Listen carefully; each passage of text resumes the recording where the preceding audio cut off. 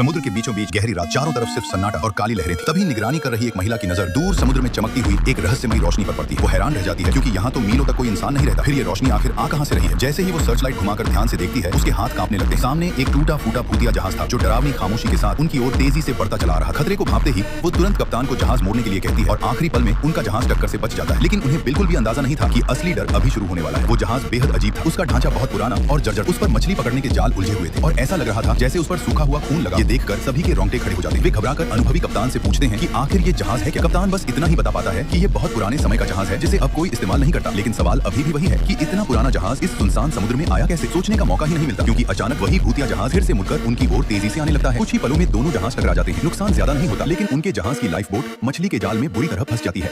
अगर जाल नहीं काटा गया तो लाइफ बोट भी डूब सकती है और पूरा जहाज भी समुद्र में खिंच सकता है। मोटा आदमी कहता है कि लाइफ बोट छोड़ दो, लेकिन समुद्र के बीच वही उनकी आखिरी उम्मीद थी। इसलिए हुबाई साफ मना कर देता है और फैसला करता है कि वह खुद भूतिया जहाज पर जाकर जाल काटेगा। वह और शर्ली यांग एक तख्ता लगाकर उस जहाज तक जाने की कोशिश करते हैं।